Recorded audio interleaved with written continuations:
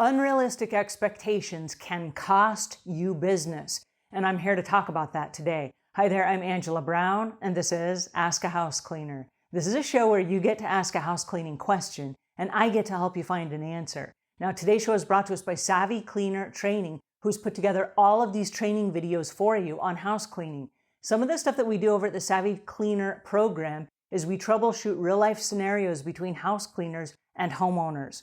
Now, we have an email today that came in that we're going to share with you, and we're not going to judge the homeowner and we're not going to judge the house cleaner. But after I read it to you, we're going to discuss some of the things that could have happened had realistic expectations been set from the beginning. This might save you some money if you're the homeowner, and it might earn you some money if you're the house cleaner. So listen up.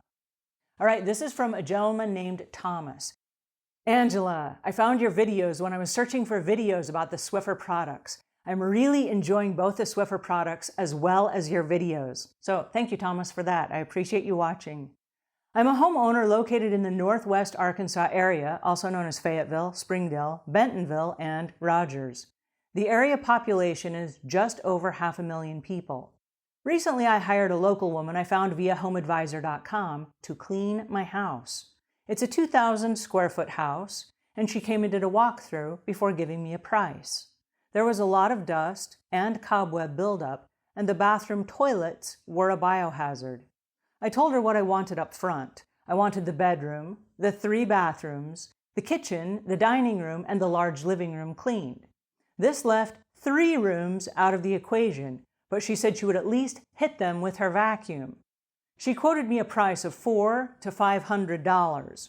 She specifically said she bids prices by the job and not by the hour. Having watched your videos, I realize now as a customer I should have nailed down the price solidly. I agreed to her price and I assumed it would be $500. She brought all of her own equipment and cleaning supplies, and I left her alone to get started in the master bathroom. I was still present in the house doing other things in the other parts of the house, but I deliberately did not chat with her, and I went about my business and let her do her work. I have to say her work was excellent. She was very thorough at the cleaning job. However, once she'd been there for about 6 hours, she mentioned a few times it was taking her longer than she thought it would. And at the end, when she finished after 8 hours and it was time for me to pay, she informed me that since it took longer than she thought, she was upping the price to $700.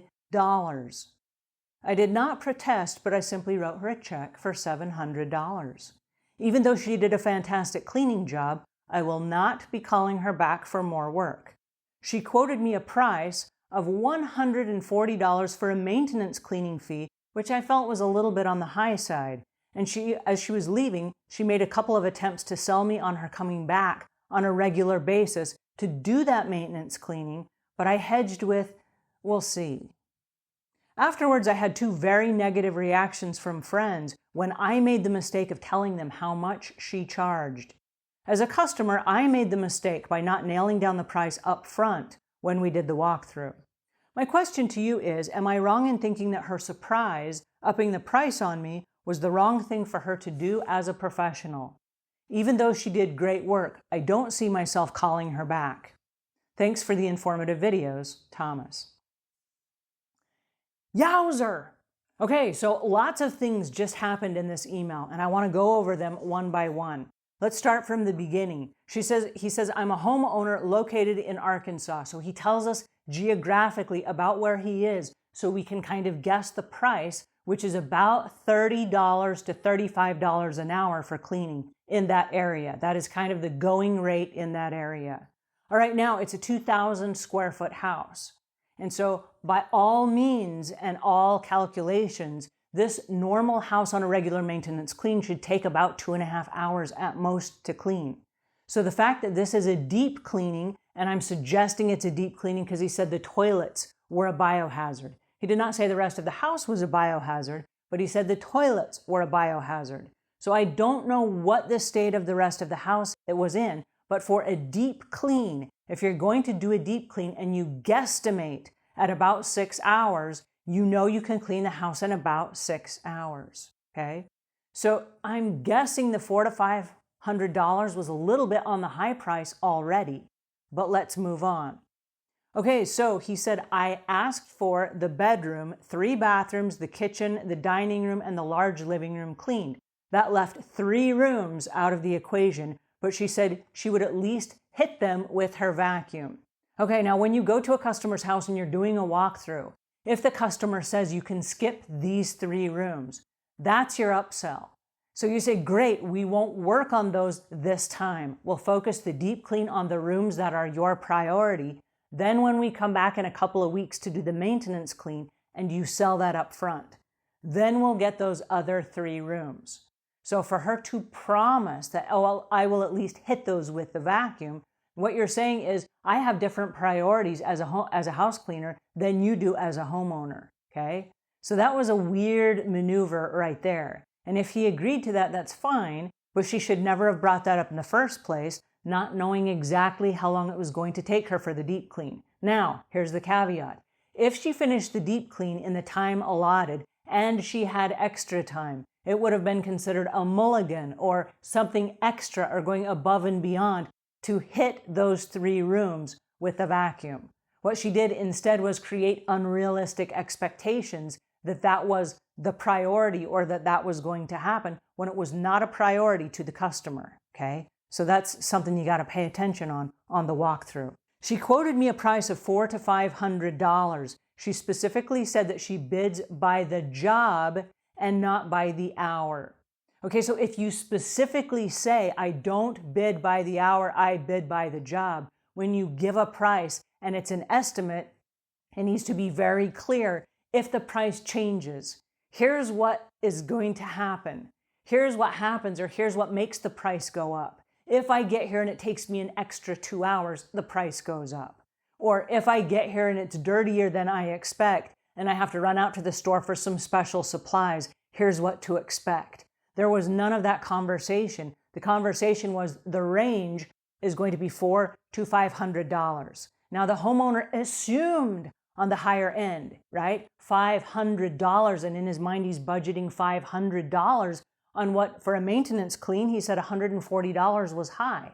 So if $140 for a maintenance clean is high, he's really stretching himself to go out on a limb and to pay $500 for a deep clean, right? So for the price to be jacked up an extra 30% without his knowledge, that was a shock. I totally understand where he's coming from. Not judging him, not judging the house cleaner, because both parties in this scenario are at fault in that they did not clarify the expectations up front. She brought her own equipment and cleaning supplies. That part's fine. I left her alone to get started in the master bathroom. That part's fine as well. Now he's savvy enough to say, I let her do her work and I did mine, right? He didn't chit-chat, he didn't linger, he was not keeping her from doing her work. Then he does give her a compliment, and he says, I have to say her work was excellent, although she kept saying it's taking me longer than I expect. All right, during that conversation, sir, it's taking me longer than I expect, that's where you say it's going to cost $200 more. Are you prepared to pay that today, or do you want me to save the rest of this in 2 weeks when I come back to do the maintenance clean? So again, you're selling that for a later date. You see what happens? But instead she decided to just, for whatever reason, surprise it on him. Well, I told him it was going to be extra time. Okay, but if, here's the caveat, if you don't charge by the hour, if you charge by the job, you bid the job. So you got to stay there till the job is done based on the estimate that you gave, right? So if you're upping the time and it takes you longer and you didn't change your estimate with the customer, you really have no right to up the price without that conversation first and without prior approval of the customer. The customer needs to say words like this. Yes, I understand it will be an extra $200. Yes, I understand I will be paying an extra $200 today, right? Those kinds of conversations need to be cut and dried and right out in the open. Because if you go and you say, well, it's an extra $200, and they're like, whoa, I was really scratching my head to come up with $500, right? That's the caveat that you run into. Now it gets worse. And this is the part that really pinches me as a house cleaner because I see both parties. I see the house cleaners struggling to make ends meet and they want to provide for their families. And I see homeowners that are too busy to clean their own houses and they want to pay somebody and they want to support those families, okay? I see it from both sides. He said, afterwards, I had 2 very negative reactions from friends when I made the mistake of telling them how much she charged. All right, here's what gets me. He had conversations with other people. How many people, he doesn't say, but there were 2 negative reactions, so we know he had at least 2 conversations. There's nothing to say he did not also jump in a private Facebook group and say, oh my goodness, you're not going to believe what just happened. Or jump on nextdoor.com and say, whoa, whoa, whoa, there's a house cleaner that I just hired from Home Advisor because we found out it was Home Advisor he got her from, right? So now we know the company that sent this person. We don't know the person's name, but he very easily could have said this house cleaner coming through this company and could have defamed either that company or her company, way overcharged me for what they promised or what they delivered. Or they said they bid by the job and they instead bid by the hour or whatever it ended up being, right? So there are ways that suddenly that could bring her whole business down. Now, what we don't know is this. Why is a man talking to other friends about house cleaning? Now, usually when there's a conversation about house cleaning, it's because they're talking about their house cleaners. So if you're part of that conversation, and I hope you are, I hope it's in your favor, and they're going to say, you're not going to believe the house cleaner that just came to my house, and it's all good, and you should hire him or her, and they are amazing, and their prices are right, and they are spectacular, and they're going to blow you out of your mind. Those are the kind of conversations we want. We don't want ones with negative reactions where people are like, whoa, she way overcharged. Because now, here's what happens. We talk. Everybody talks. This guy, Thomas, who had his house cleaned, he's talking. And now his neighbors, they're talking to other people. And they all belong to neighborhood groups, and they all belong to Facebook groups, and they all belong to socials and gatherings and homeowners association groups. Instead of this house cleaner going in, nailing the price, nailing the job, saving the extras for an extra day, she went in and created unrealistic expectations at a price she couldn't deliver in a time she couldn't commit to. And then all of a sudden, it left a really bad taste, not just in the experience of her customer, but in the neighbors. And it's the neighbors you want referrals and recommendations for, because that's how you grow your business. So he asks, am I wrong to assume that this was unprofessional? I don't know that it was unprofessional, as I think it was just a strong mismanagement of expectations. Somebody overpromised something they could not deliver. And in the result of that, it cost the woman an ongoing job. He says, I will not be having her back. Not only, here's the scary part, here's the really, really scary part. Not only did he tell his neighbors, and maybe they told their friends who told their friends, but he told me. And now I'm telling you. I'm telling a YouTube channel with over 20,000 subscribers and 2 million downloads. I'm telling you, okay? The reason I'm telling you is because this is a real deal. It happens every day. And there's a problem with unrealistic expectations being promised by a house cleaner who cannot deliver. So if you are the house cleaner, please listen up. This one's for you.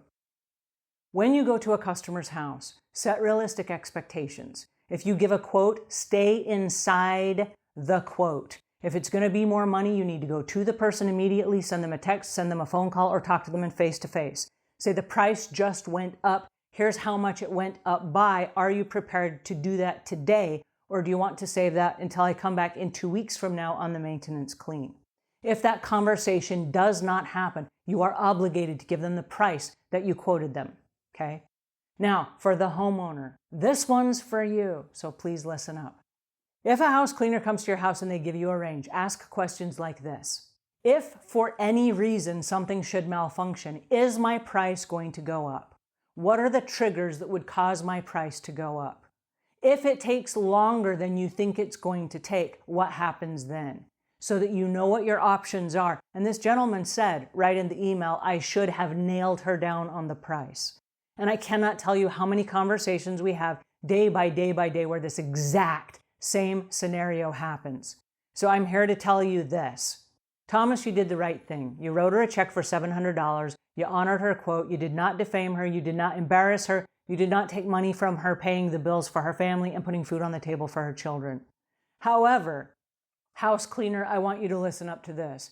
You just lost a customer that found you. You were not referred, okay? You came through a site like HomeAdvisor. He didn't know you from Adam. He could have hired anyone.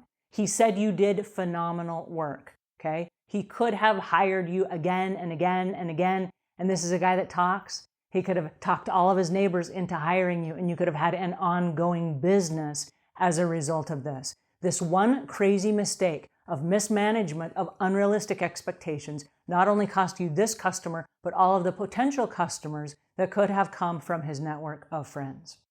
All right, I'm glad we had this conversation. It was an ugly conversation. I'm sorry we had to be so truthful and that I just kind of like gave you the gut punch of how it goes, but that's the gut punch. All right, I hope this helps you a little bit. If it does, please pass it on to a friend. And please set realistic expectations when bidding your contracts. Until we meet again, leave the world a cleaner place than when you found it.